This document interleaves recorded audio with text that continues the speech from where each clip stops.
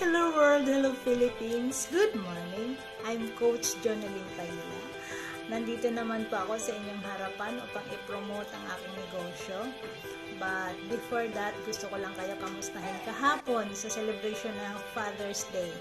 Kung ako po yung tatanungin, yes, masaya, daming pagkain. Sa katunayan nga, ngayon ko lang kainin yung cake almusal ko kasama ng Coffee Forma para mabusog at lalong masaya ang buhay. So, yes guys, nais ko lang kayo i-updates ko ano na nangyayari sa ating negosyo.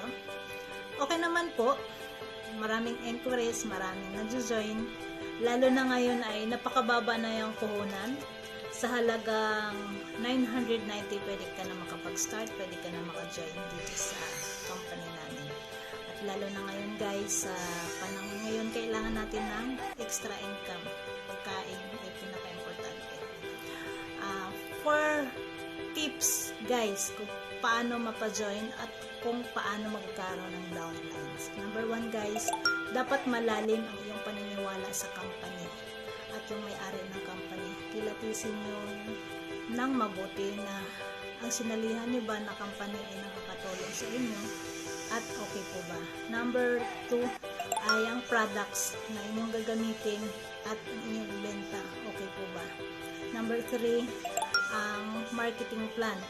Dito po ba lahat ng effort mo ba o bayad? And number 4, vision mo sa sarili mo. Bakit mo po sila i-recruitin? Bakit mo i-join sa'yo? Ano po ba yung program mo, project mo sa kanila kung bakit mo sila i-join? So yun lang guys ang dapat nyong tandaan para magkakaroon ng downlines. Guys, tuloy-tuloy lang, enjoy. Madali lang gawin.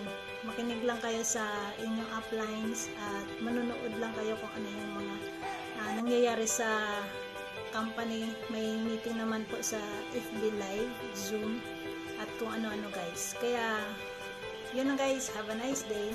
Thank you.